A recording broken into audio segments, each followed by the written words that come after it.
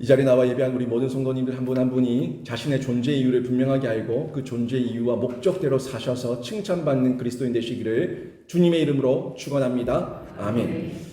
여러분의 존재 목적은 뭡니까? 여러분은 왜 삽니까? 하는 질문인데요.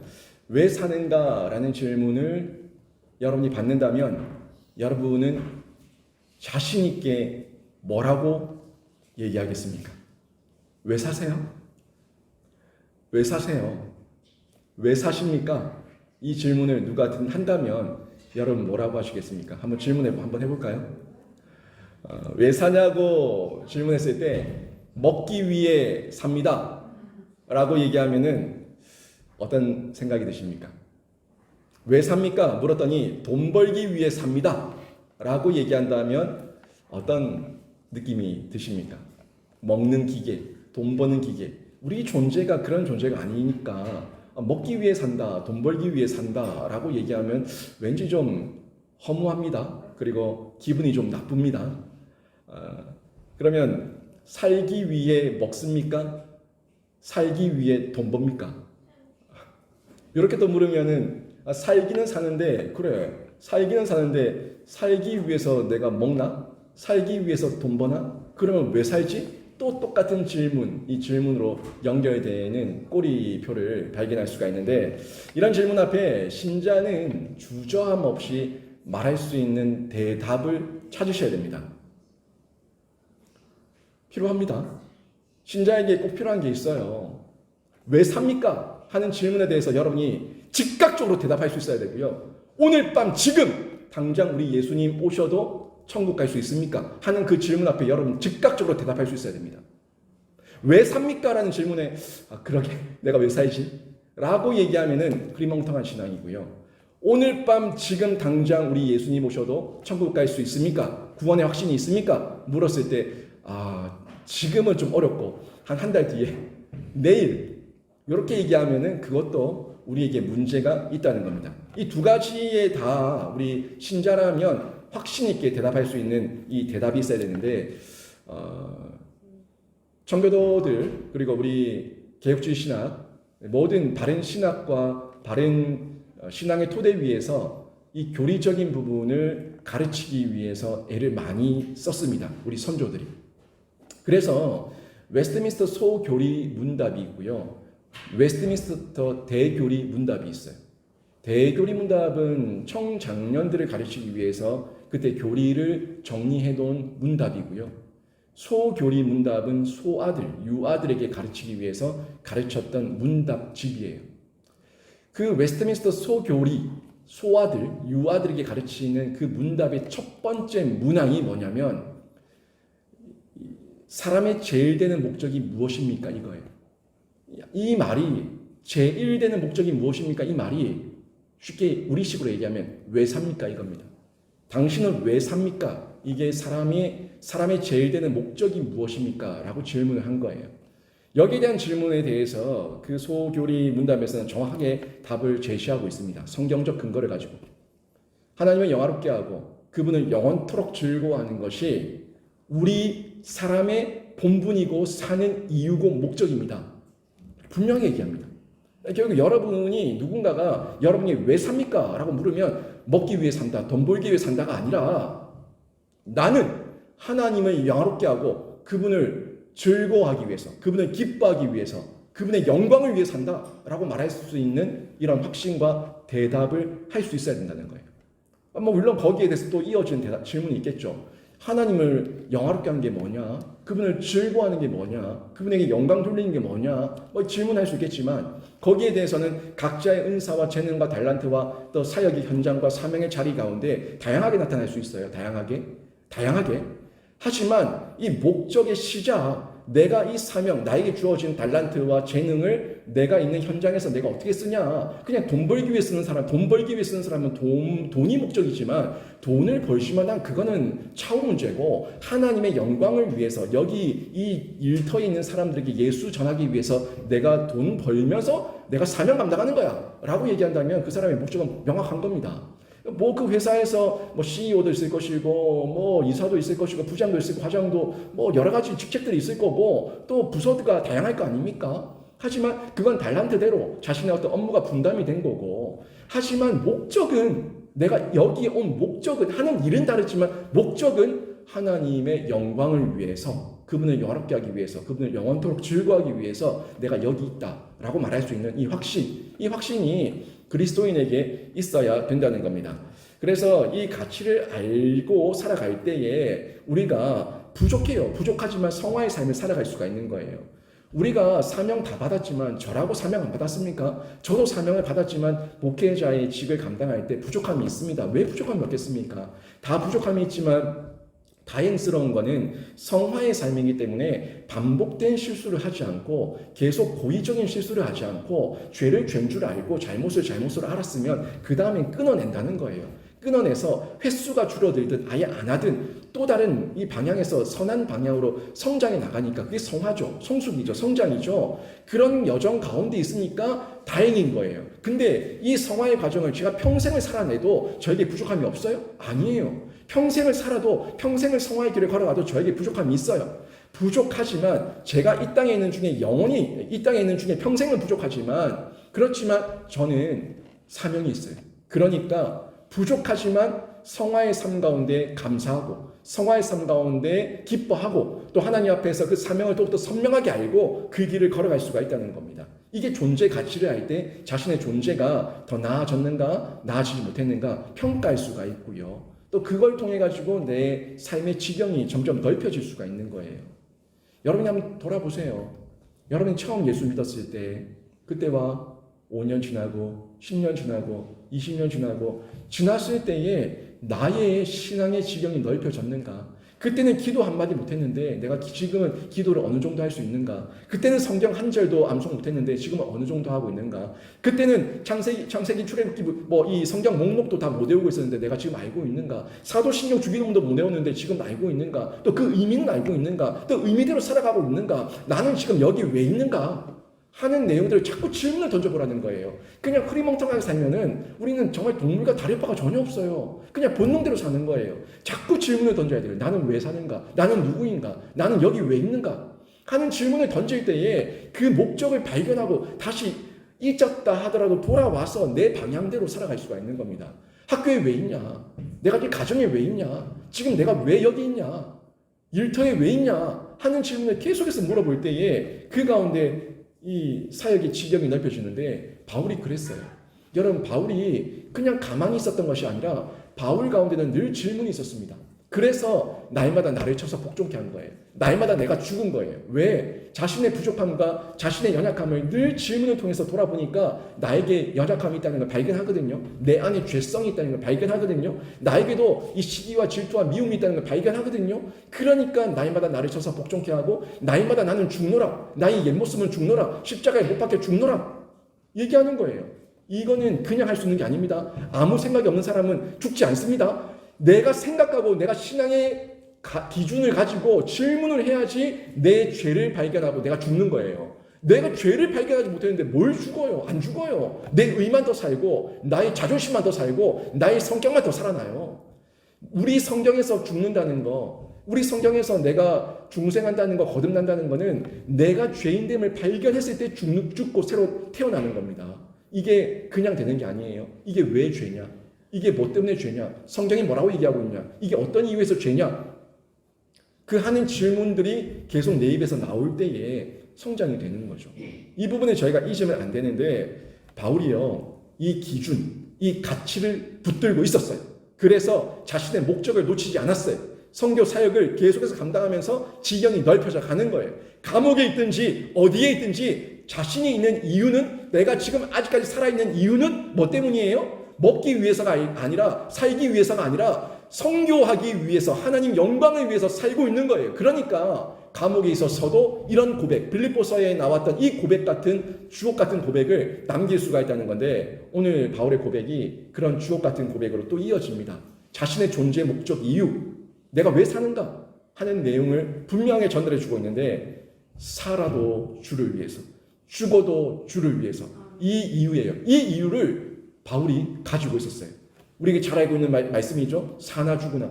이 사나 죽으나 이 고백이 오늘 빌립보서에서 나온다는 겁니다. 한 가지 소망이었어요. 오직 한 가지 소망. 사나 죽으나 누구요? 예수 그리스도. 이게 바울의 한 가지 소망이었는데 예수님 때문에 생각하는 거예요.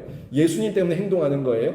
예수님 때문에 무엇을 하든지 하지 않든지 다 이유는 예수님 때문에 그 일을 살아내고 그 일을 감당하면서 예수님을 점점 닮아가는 성화의 길을 걸어가고 있었던 겁니다.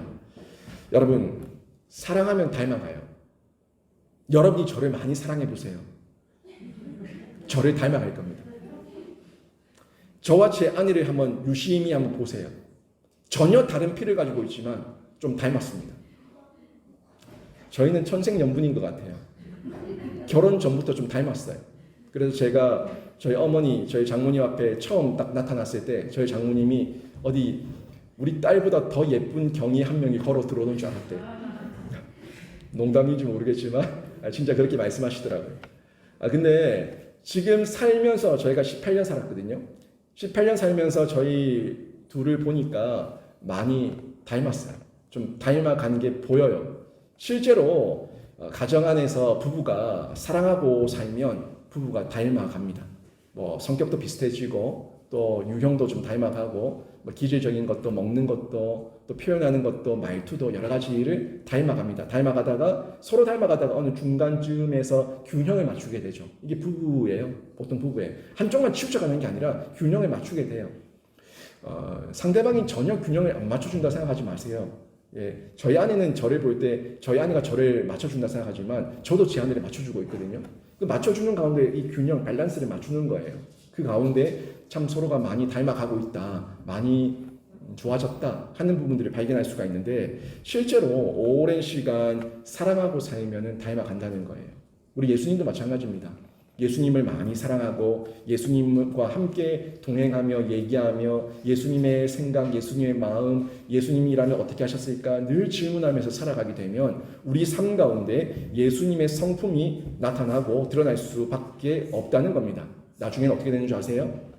예수가 내 인생의 이유예요. 예수가 내 인생의 이유고 예수께서 머리 대신 이 교회가 내 인생의 이유예요. 그래서 교회를 위해 살아요. 예수를 위해 살아요. 이렇게 사는 분들 우리 교회도 있지 않습니까? 분명히 직장도 다니고 있고 가정도 이루고 있는데 이분들의 삶을 보면은 교회를 위해 살고 있는 거예요. 예수를 위해 살고 있는 거예요. 그렇게 예수를 위해 살고 교회를 위해 사는 그분들의 인생을 보면 결국에 내 삶의 그 중심의 구심점이 예수고 교회예요. 예수와 교회를 중심으로 거기에 맞게끔 나의 일상이 편제되는 거예요. 내 일상이 중심이고 내 직장이 중심이고 내 일터가 중심이면은 교회는 항상 뒷전이에요. 언제든지 내 일상을 위해서 교회를 버릴 수가 있고 내 일상을 위해서 교회를 빠질 수가 있는 거예요. 근데 아니요. 교회가 중심이 되고 예수가 중심이 되면요. 모든 일상의 내 스케줄은 교회 중심으로 세워지게 돼 있습니다. 목사도 마찬가지죠. 제가 제 개인 스케줄 따라 교회 일정을 잡기 시작하면 여러분은 저를 가만히 놔두겠습니까? 정신 나갔다 얘기하지 않겠어요? 맞죠. 당연한 거예요. 목사는 교회 중심으로 모든 스케줄을 짭니다. 왜? 제 사명이 뭐예요? 목회니까. 제 사명이 교회니까. 제 사명이 예수니까. 그렇게 사는 거예요. 근데 성직자라고 저만 그런 게 아니라 제가 계속 얘기하지 않습니까? 여러분도 성직자라고. 여러분이 있는 자리에 사명만 있다면 그 모든 것이 성직자라고. 만약에 여러분이 천직이라면 여러분 왜 천직하고 있습니까? 그 천하고 천한 비천한 직업을 왜 가지고 있습니까? 하나님 앞에서 칭찬받을 천직, 성직, 이 귀한 성직 다 목사하셔야지. 다 목사하셔야지. 그게 아니잖아요. 우리가 있는 모든 자리에 나에게 주어진 사명만 있다면 거기가 다 성직이고 하나님께 부른 사명의 자리 아닙니까? 그렇다면 마음의 중심이 문제예요. 마음의 중심. 내 마음의 중심에 예수냐 교회냐 이게 있냐 없냐 내가 도대체 어디에 구심점을 두고 있냐 하는 걸 발견해 봐야 되는데 우리가 교회 예수를 많이 사랑하고 예수를 사모하게 되면 이렇게 예수 중심, 교회 중심의 인생을 살아가게 된다는 거죠. 처음에는 안 그랬어요. 처음에는 가족을 위해 삽니다. 가족을 위해 살고 돈을 위해 살고 내가 사랑하는 나의 어떤 취미와 사랑하는 내 일터와 사랑하는 내 가족과 사랑하는 돈을 위해서는 내가 뭐든지 다 할 수 있다 하는 그런 중심이 이 세상이었는데 이게 예수가 내 안으로 확 들어와 버리면 내 인생의 전부가 돼버리면 바뀌어버린다는 거예요. 어떻게 바뀝니까? 사나 죽으나 주를 위해 삽니다 하는 이 고백을 바뀌어버린다는 거죠. 바울이 그렇게 됐어요. 바울이 자기 의로 살았던 사람 아닙니까? 자신의 그 철학적 이성, 이 도덕적 자신의 가치를, 신념을 가지고 살았던 사람 아니에요? 그래서 다른 사람들을 비난하고 정죄하고 비판하고 대제사장의 공문을 들고 그 사람들이 잡아서 옥에 가두려고 심판자로 늘 활동했던 사람이 이 사울 아니었어요? 근데 그런 사울이었던 자가 예수를 만나니까 바울이 되어서 완전히 인생이 바뀌고 사나 죽으나 주를 위해 삽니다. 나의 모든 삶의 이유는 예수 그리스도입니다 하는 이 고백으로 바뀌게 되었다는 거예요. 그래서 지금 예수를 너무 사랑하니까 지금 감옥에 있는데도 이런 고백을 하는 거예요. 어떻게 고백합니까? 21절 보십시오. 21절에 이는 내게 사는 것이 그리스도니. 뭐라고요? 내가 사는 것이 그리스도 때문이니. 그러니까 사는 것도 그리스도 때문인데 죽는 것도 유익하다. 사나 죽으나 여기 나오는 거예요. 사나 죽으나 난 주를 위해 산다. 이렇게 고백하고 있죠. 또 보세요. 23절 보십시오. 차라리 세상을 떠나서 그리스도와 함께 있는 것이 훨씬 더 좋은 일이라 그렇게 하고 싶으나, 우리가 아까 전 249장 찬송가 천국 찬양을 불렀는데 저 묘한 시온성, 우리가 가야 될 곳 아닙니까? 아름다운 그곳, 슬픔도 눈물도 아픔도 고통도 아무것도 없는 오직 행복과 영원한 복락만 있는 그곳, 우리가 가야 될 곳이에요. 아니 그러면 솔직한 얘기로 여기서 치열하게 전쟁터 죽니 사니 밉니 안 밉니 하며 사는 것보다 지금이라도 당장 솔직한 얘기로 천국 빨리 가는 게 그게 진짜 복 아니에요. 사실 그래요. 사실 천국 가는 게 진짜 복이에요. 그런데 지금 사는 중에도 이유가 있으니까 그러지 않는 거예요. 지금 사는 중에도 내 안에 예수만 있으면 현세 천국 누리면서 예수 안에서 또 다른 이해와 해석과 적용으로 살아낼 수 있고 이겨낼 수 있고 버텨낼 수 있고 또 사명 완수해낼 수 있으니까 안 하는 거예요. 그렇게 안 하는 거예요. 기다리는 거예요. 주님의 때를 기다리는 거예요. 지금 바울이 그 고백하고 있는 겁니다. 차라리 세상을 떠나서 그리스도와 함께 있는 것이 훨씬 더 좋은 일이라 그렇게 하고 싶으나, 그렇지만 사명이 있으니까 아직 나를 부르시지 않으니까 내가 내 마음대로 하지 않고 내 감정대로 하지 않고 주님의 뜻을 기다리면서 순종합니다 하는 이 고백을 하고 있다는 겁니다. 바울에게 새로운 안목이죠. 우리 세상에 있는 사람들은 죽음 이러면 벌벌 떨고, 죽음 이러면은 똥오줌 싸고, 죽음 이러면은 막 두렵고 그러는데 이 바울에게는 어떻습니까? 완전 새로운 안목이지 않습니까? 새로운 안목이니까 죽음에 대해서 전혀 두려워하지 않고, 죽는 것도 나에게 너무너무 바라는 일이고 나에게 유익인데, 나에게 아주 좋은 유익인데 이 고백을 하고 있다는 거예요. 어떻게 보면 죽음을 마치 기다리고 있는 사람, 죽음을 기다리고 있는 사람처럼 보여집니다. 뭐 때문이에요? 바울은 예수를 통해서 부활을 아는 신자이기 때문입니다. 이태원 이번 압사 사건을 보면서 너무 가슴이 아프죠. 행정적인 실수도 있고 경찰청에 신고 전화가 그렇게 왔는데도 대응이 원활하지 못한 것에 대해서 분명히 책임이 있어요. 근데 저는 그런 면에서 볼 때 일단 그거는 잘못은 둘째고, 떠난 사람에 대해서는 둘째고, 산 사람들이 먼저 살아내야 될 거 아닙니까? 산 사람들을 위로해야 될 거 아니에요? 유가족들을 위로해야 될 거 아니에요? 살은 사람들 가운데서, 또 살아있는 사람들 가운데서 징계받을 사람은 징계받고 또 살 사람들은 살아내야 될 거 아니에요? 근데 이게 2차, 3차, 4차 가해가 이루어지면서 유가족들을 또 욕되게 하고 또 책임 소재를 따지면서 엄한 사람들까지 다 잡아서 그 가정을 파괴하고 직장을 잃게 하고 이렇게까지 하면서 서로 국가의 아픔과 상처를 남길 필요가 있냐라는 거죠. 그런 면에서 너무 안타까운 거예요.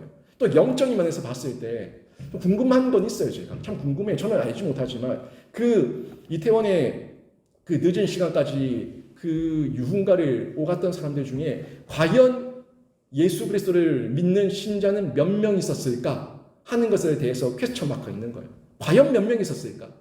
이 가운데 예수를 믿고 세례받은 사람들도 분명히 있을 수도 있는데 하는 마음도 드는 거예요. 근데 그 사람들이 왜 주일 전날 밤 그 늦은 시간에까지 그러고 있었을까 하는 면에 대해서, 또 할로윈데이, 그 할로윈이 자체가 사탄 숭배하는 문화인데 거기 왜 나가서 그러고 있었을까 하는 면에서는 저도 궁금증이 생기는 거예요. 안타까운 거예요. 다시 얘기하면, 더 솔직히 얘기하면 그 사람들 가운데 예수 믿지 않았던 사람들이 더 많았을 건데 그 사람들에게 정말 복음이 제대로 전해져서 그 사람들이 예수를 믿었다면 그 자리에 있었을까 하는 질문을 던지게 되는 거예요. 예수 믿었다면 그 자리에 없었을 거 아닙니까?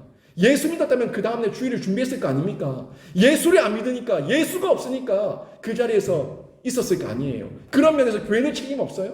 신자는 책임 없어요? 우리는 책임 없어요? 우리 그리스도인들도 책임 있다는 거예요. 이런 면에서 다 따지고 들면은 어떻게 보면 예수 복음 제대로 전하지 못한 우리의 책임, 말할 수 없이 큰 거죠. 언제 죽을지 모르는 우리 가족들, 언제 죽을지 모르는 우리 자녀들 뻔히 보고 있는데 우리는 또 안일함 가운데 언젠가 믿겠지, 언젠가 믿겠지 하면서 우리 아이들을 그 이태원 거리를 방황하게 내버려 두고 있지 않는가 하면서 경각심이 생기는 거예요. 바울은 그런 불신자가 아니잖아요. 바울은 그 모든 걸 초월한 사람이에요. 사나 죽으나 예수 그리스도를 위해 산다는 고백할 수 있는 그런 확실한 구원의 확신과 신앙을 가지고 있던 사람이기 때문에 이렇게 담대하게 죽음에 대해서 말할 수가 있었는데, 과연 그 사람들은 죽음에 대해서 얼마나 두려웠을까? 그 지옥으로 끌려가거나 또 하나님 앞에 심판대 앞에 설 때에 얼마나 두려웠을까 하는 마음이 저에게 그 사고를 보면서 스쳐 지나가는 거예요. 사망에 대한 관점이 우리 신자들은 바울처럼 달라야 됩니다. 그리고 자유해야 됩니다. 그리고 어떤 모양으로든 그렇게 불신자들, 방황하고 있는 그들에게 예수의 생명을 전해야 된다는 거예요. 우리가 가지고 있는 이 확신과 신앙의 분명한 선명한 이 구원의 내용을 가지고 그들에게 흘려보내줄 때에 그들이 우리가 신기하겠죠. 그들이 볼 때는 우리가 신기하고 우리가 참 이상하게 보일 수 있겠지만 그 확신이 그들에게 전달되어서 그들도 예수만 만난다면 그들도 우리와 같은 동일한 이 죽음에 대한 관점과 사망에 대한 관점과 이해를 가지고 자유할 수 있지 않습니까? 바울은요, 이런 관점을 가지고 있었기 때문에 확신 있게 전하고 있는데, 빌보서 내용 지금 저희가 쭉 보고 있지만 얼마나 확신에 찬 내용입니까? 흔들림이 없어요. 죽음이든 뭐든, 사나 죽으나 뭐든 흔들림 없이 예수를 전하게 되는데, 이 마지막에 그 고백이 죽는 것도 유익하다 하는 그 고백을 통해 가지고 이 죽음을 초월한 사람이다 하는 것을 저희가 볼 수 있다는 거예요. 여러분은 바울과 같은 고백을 할 수 있습니까? 저는 임종 직전에 평생 자신이 지켜온 신앙의 고백을 유언으로 남기며 마지막 눈을 감는 분들을 여럿 봤습니다. 마지막에 예수를 영접하고 가신 분도 여럿 있었고, 또 마지막에 자신의 신앙을 고백하면서 가족들에게 유언을 남기고 죽는 분도 봤어요. 근데 여러분, 유언 다 남기는 거 아닙니다. 유언을 남길 수 있는 사람은 아주 특별한 사람들이에요. 여러분 유언 남길 수 있을지 없을지 모릅니다. 여러분 유언 못 남기고 죽을 수 있습니다. 근데 유언 남기는 분들을 제가 여러 명을 봤는데 그분들 가운데 그렇게 예수 안 믿다가 그 마지막 임종 시간에 예수를 영접한 사람도 봤고, 그 임종 시간에 그 자신이 남긴 신앙의 고백을 통해 가지고 그렇게 안 믿던 자녀들이 그 이후에 예수 믿게 된 것도 봤습니다. 여러분, 극적인 거죠. 아주 극적인 건데 이걸 연출하면 안 됩니다. 이거는 우리가 연출하거나 계획하면 안 돼요. 이건 하나님의 특별한 은혜예요. 살아있을 때 복음 전해야 돼요. 살아있을 때 구원, 확신 얻을 수 있도록 내 자녀에게 가르쳐야 되는 거예요. 그런데 내가 계속 두들겨도 안 열리는 아이들을 볼 때에 그래도 하나님께 계속 기도하세요. 하나님, 제가 임종 때라도 제 마지막 유언으로라도 이 아이들에게 예수의 복음을 전할 수 있는 기회를 주시고 그 기회를 이 아이들이 잡아서 예수를 온전하게 믿을 수 있도록 하나님 은혜를 더하시고 우리 자녀들 놓지 마시고 붙들어 주시옵소서 기도해야 된다는 거예요. 여러분, 그래서 죽음도 준비해야 되는 겁니다. 죽음도 준비하셔야 된다고요. 뭐 살다 죽으면 그만이지. 아니요. 살다가 죽으면 그만이지가 아니라 사는 그 순간까지도 사명자예요. 죽는 그 순간까지도 사명자이기 때문에 준비해야 되고요. 그 죽는 순간도 잘 돌아가셔야 되는 거예요. 여러분, 그 마지막 순간에도 세상과 다른 안목을 가지고 사망을 준비하고 또 사망 앞에서, 그 죽음 앞에서 확신 있는 모습으로 내 자녀에게 예수를 증언할 때에 그게 얼마나 큰 에너지가 되고 감동이 되겠습니까? 그 죽음 앞에 서 있는 부모가 두려워하지 않고 예수를 찬양하며 마지막을 맞이한다? 여러분, 이건 영광 중의 영광입니다. 은혜 중의 은혜입니다. 교육 중의 교육이고 정말 신앙 계대 가운데 가장 큰 복이에요. 저는 여러분이 그렇게 지금 살아계시는 중에 미리 기도하시면서 죽음을 잘 준비하셔서 그런 영광스러운 죽음을 맞이하시고 영광스럽게 신앙 계대하는 귀한 가정이 되시기를 주님의 이름으로 축원합니다. 죽음을 보는 새로운 안목을 가지고 있는 신자의 삶은요, 그 사는 중에 그 행실도 다릅니다. 죽으면 그만이지. 이건 막 사는 거고요. 죽음을 준비한다니까요. 죽음을 준비하기 때문에 살아있는 중에도 열심히 살아요. 살아있는 중에도 그 행실이 다르다고요. 23절과 24절 다시 한번 보십시오. 내가 그 둘 사이에 끼었으니 차라리 세상을 떠나서 그리스도와 함께 있는 것이 훨씬 더 좋은 일이라 그렇게 하고 싶으나 내가 육신으로 있는 것이 너희를 위하여 더 유익하리라. 아멘. 지금 보세요. 살아있는 중에도 태도가 다르죠. 내가 죽고 싶지만 그래도 나에게 사명이 있으니까 내가 지금 이 순간을 열심히 충성되게 산다. 이 고백을 하고 있는 거예요. 근데 지금 끼어 있다고 얘기하고 있어요. 무엇과 무엇 사이에 끼어 있습니까? 보세요. 지금 먼저 끼인 거는 죽음을 얘기하고 있어요. 차라리 세상을 떠나서 그리스도와 함께 있는 것이 훨씬 더 좋은 일이라 그렇게 하고 싶으나, 요 얘기 내가 지금 이 땅에서는 떠나고 싶으나, 이 땅에서는 죽고 싶으나, 영생으로 가고 싶으나, 요 얘기죠. 또 한 가지 어디 끼어 있어요? 사는 거, 육신에 끼어 있는 거예요. 이 내용을 통해서 볼 수 있어요. 내가 육신으로 있는 것이 내가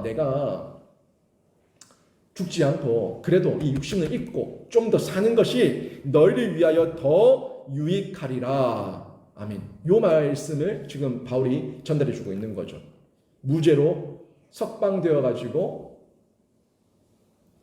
신자들에게, 성도들에게 교회로 다시 돌아가는 것과 육신으로 사는 것, 유죄로 확정돼 가지고 사형을 당해서 하나님께로 가는 것, 그 죽음, 그 사이에 내가 끼어 있는데 나는 차라리 살아보니까 별거 없더라. 살아보니까 참 힘들더라. 살아보니까 모든 게 전쟁터더라. 그래서 나는 차라리 어차피 가야 될 내 천국, 우리 아버지의 집, 내 본향 빨리 가고 싶은 게 나에게는 유익하긴 한데, 그런데 나는 사명자니까, 내가 사명이 있으니까 너희들에게 돌아가는 것도 유익하다 하는 이 고백을 지금 하고 있다는 거예요. 여러분, 이 바울이 이 내용을 통해서 진짜 원하는 거는 사는 게 아니라 주님께 가는 것을 더 원했다는 것을 제가 느낄 수 있습니다. 그런데 고민한 이유는요, 성도의 유익 때문이에요. 그 성도의 유익은 결국 교회예요. 교회와 예수 그리스도가 머리 대신 교회의 일원들인 성도의 유익을 위해서, 결국에 성도의 유익인데 결국 따지면 예수를 위해서, 복음을 위해서, 선교를 위해서, 전도를 위해서 내가 여기에 좀 더 살아있는 것도 유익하다. 이렇게 전달해 주고 있다는 거죠. 그리고 이 중에서 하나를 선택하고 확신하게 됩니다. 하나를 선택합니다. 그게 25절, 26절에 나옵니다. 내가 살 것과 너희 믿음의 진보와 기쁨을 위하여 너희 무리와 함께 거할 이것을 확실히 아노니. 이 말 여기까지 보세요. 확실히 안 돼요. 뭘 할 거를? 너희 믿음의 진보와 기쁨을 위하여, 교회의 믿음의 진보와 기쁨을 위하여, 성도들의 믿음의 진보와 기쁨을 위하여 내가 살 것을 내가 확실히 안다라고 얘기하고 있는 거죠. 왜요? 자신에게 사명 주신 하나님의 음성과 그 깨달음이 너무나 선명하니까, 나는 아직까지 죽을 때가 아니다 하는 걸 사명자가 아는 거예요. 사명이 있으니까, 사명자가 아니까 그 사명의 뜨거움과 열정과 이 가슴에 끓어오르는 이 생명의 약동함이 있으니까, 나는 아직까지 갈 때가 안 됐다, 주님께서 나를 더 살게 하신다 하는 확신이 바울 가운데 있는 거예요. 욕심이 아니에요. 확신이에요. 욕심이 아니라 하나님의 주신 사명으로 확신을 가진 거예요. 근데 계속 보세요. 내가 다시 너희와 같이 있으므로 그리스도 예수 안에서 너희 자랑이 나로 말미암아 풍성하게 하려 함이라. 아멘. 보세요. 이 내용을 통해 가지고 지금 얘기하고 있는 거는 나를 통해서 너희의 자랑, 결국 예수의 자랑, 십자가 자랑이에요. 십자가 자랑이 내가 가서 더 가르치고 더 간증하고 더 너희들을 세워줄 때에 너희들 안에 풍성하게 될 것을 내가 안다, 내가 믿는다 하는 이 고백을 하고 있다는 거예요. 바울은 그런 여러 면에서 티칭, 가르치는 부분이나 설교나 또 한 사람 한 사람을 케어하는 이런 사역 면에서 탁월함이 있었죠. 그러니까 선교의 열매도 있었고 그 선교 현장 가운데서 새로운 동력자들이 많이 일어나게 됐는데, 이걸 나에게 주신 은사와 사명으로 분명하게 알고 있으니까 아직까지 나에게 하나님께서 그 은사를 거두지 않으셨고 사명을 주신 걸 내가 아직 믿고 있으니까 이렇게 자신 있게 얘기할 수가 있다는 거예요. 보니까 이 내용을 쭉 보니까 어때요? 바울은 살아도 주를 위해 살고 죽어도 주를 위해 살고, 이 죽는 것도 두려워하지 않고 사는 것도 사명 가운데 충성되게 살고, 이런 말씀이라는 거죠. 근데 우리 삶을 보면은 어떻습니까? 평신도들의 삶을 보면은 죽는 것도 벌벌 떨고, 그러면 열심히 살아라, 열심히 충성해라, 그러면 또 돈이 보여가지고 돈 벌러 가야 되고, 그러면 돈 버는 거 힘드니까 빨리 죽어라, 죽는 것도 두렵다, 목졸하는 거예요. 돈 버는 거 힘들지 않습니까, 여러분? 돈 버는 게 어디 쉬워요? 그 돈 벌기 위해 사는 것보다는 빨리 천국 가는 게 더 좋으니까 빨리 죽어서 천국 가라. 그러면은 죽는 거 싫다. 그러면 와서 좀 헌신하고 사랑하고 예수의 복음 생명 전하고 좀 해라. 그러면 그것도 내가 돈 벌어야 된다. 도대체 어쩌라는 거예요? 그러니까 이런 얘기하면은 목사님, 저는 그냥 평신도로 살게요. 제가 바울입니까? 저는 그렇게 못 살아요. 그냥 평신도로 살게요. 그냥 대충. 대충이 어디 있습니까? 이왕 믿을 예수 확신 있게 믿고 확실하게 믿고 예수 위에 살다가 이 죽음, 오늘 지금 당장이라고 얘기해도 그 죽음 앞에서 두려워 떨지 않고 당당하게 믿음으로 주 앞에 나간다면 그것만큼 담력 있는 모습이 어디 있습니까? 복 있는 모습이 어디 있습니까? 이게 세상과 구별된 모습인데, 자꾸 이런저런 핑계만 대면서 변명만 하면서 천국 가라 하면 싫다 그러고, 그러면 교회 와서 봉사하라 그러면은, 헌신하라 그러면 그것도 싫다 그러고, 이것도 저것도 다 싫다고 하는 거예요. 이러면은 신앙의 성숙을 이룰 수가 없습니다. 천국 가면은 영화잖아, 영화. 이 성숙의 모든 과정을 뛰어넘어서 영화의 단계에 들어가니까 완성된 거라고요. 예수 그리스도 안에 있는 거라고요. 근데 그것도 싫다. 그러면 여기서 열심히 주신 사명과 달란트대로 좀 충성 봉사해라. 그것도 돈 벌어야 되니까 못한다. 이러면 무슨 신앙의 성숙이 있고 무슨 유익이 있어요? 살아도 유익이 없고 죽어도 유익이 없어요. 바울은 사나 죽으나 유익이라고 얘기하는데, 사나 죽으나 주를 위해 산다고 하는데, 살아도 나를 위해 살고 죽어도 나를 위해 못 죽겠고, 이 뭡니까? 결국 어린아이의 모습으로 변두리에서 맴돌고 있는 그런 주변인밖에 안 되는 거예요. 여러분, 하나님 나라의 역사와 부흥의 역사 가운데 구경꾼, 주변인 되지 마시고 그 부흥의 물결 가운데 주도적으로 여러분이 경험하는 은혜를 체험하시기를 바랍니다. 그 물결을 맞닥뜨리시라고요. 부흥의 불길, 부흥의 물결을 여러분이 몸으로 느끼시라고요. 그러기 위해서는 뛰어드셔야 되는 거예요. 이 서핑을 할 때도, 바다에서 서핑을 할 때도 뛰어들어야지 그걸 즐기지. 뛰어들어가지 않는데 구경만 하는 게 구경만. 재밌겠다. 멋지다. 대단하다. 그럼 구경꾼 말고 신앙의 여정 가운데 하나님께서 부르신 대로, 콜링 하시는 대로 사명 감당하는 그런 은혜를 누려야 된다는 거예요. 목회자들 가운데, 신학생들 가운데도 그러더라고요. 부름받아 나선 이 몸 어디든지 가오리다. 노노노노노. 부름받아 나선 이 몸 천안까 왜 음이 틀렸다. 부름받아 나선 이 몸 천안까진 가오리다. 네, 천안까지만 간대요. 그 이하로는 못 내려가겠다는 거죠. 대구? 노노노노노. 대구에 가라 그러면 대구는 이 목회자들의 무덤이다. 못 갔다. 그 가면 안 된다. 부름받아 나선 이 몸 천안까지가 아니라 저 제주도라도, 저 세계 어디라도 갈 수 있는 자세가 우리 성도들의 모습이 돼야 되는 거 아닙니까? 이런 모습을 바울이 보여주고 있는 거예요. 허물 많고 실패투성이인 우리가 주님 중심으로 살다 보면, 주님 많이 사랑하다 보면 어느덧 예수의 모습이, 예수에 대한 성품이 내 삶에 드러나고 있는 것을 보게 될 겁니다. 말마다, 행동마다, 표현마다 예수, 복음, 십자가, 교회, 예수, 복음, 십자가, 교회, 요거 빼면은 이제 대화가 안 되는 이런 존재가 되어야 되는 거예요. 이 말할 때 이 숫자 18과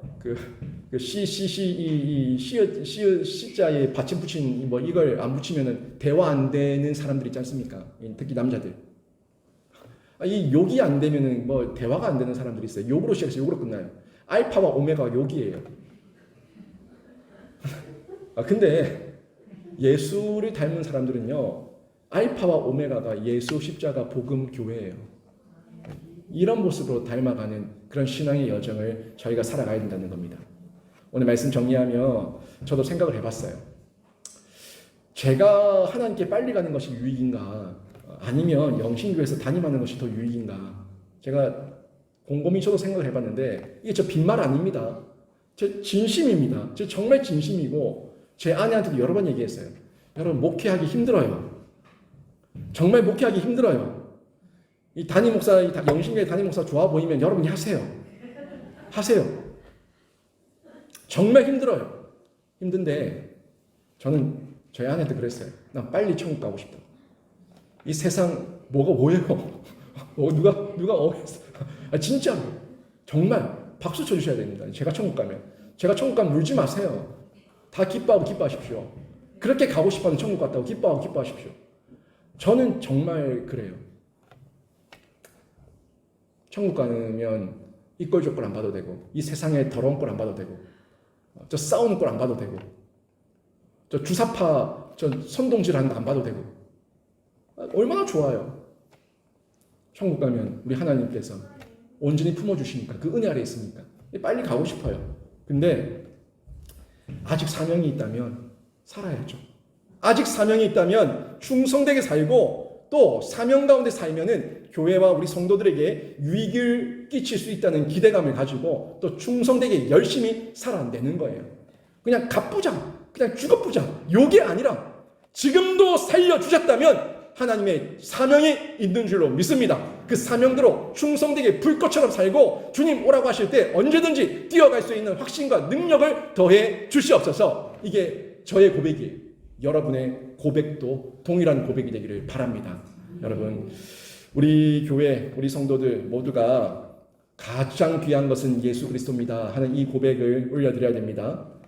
크고 멋지고 아름답고 대단하고 이게 주님 앞에 갔을 때 칭찬받는 게 아니라 하나님 보시기에 아름다워야 되고, 하나님 보시기에 커야 되고, 하나님 보시기에 거룩해야 되고, 하나님 보시기에 아름다워야지 그때 칭찬받을 수가 있는 거예요. 내 생각대로 내 외형을, 나의 주변을 아름답게 꾸미기보다 하나님 뜻대로 말씀대로 아름답게 여러분 가정을 일구시고, 여러분 인생을 일구시고, 또 우리 주변 이웃과 일터를 일궈 나가는 중에 여러분 삶 가운데 풍성한 열매가 일어나기를 주님의 이름으로 축원합니다. 오늘 말씀 한번 보시면서 바울의 존재 이유 분명하게 보게 되는데, 여러분이 보내신 그 일터, 가정, 선교사로 보내신 거예요. 여러분을 가정의 선교사로 보내시고 일터의 선교사로 보내셨는데, 그곳에서 끝까지 복음 전하셔서 예수 그리스도의 은혜만 증거되는 귀하고 복된 삶이 되기를 다시 한 번 더 주님의 이름으로 축원합니다. 아멘.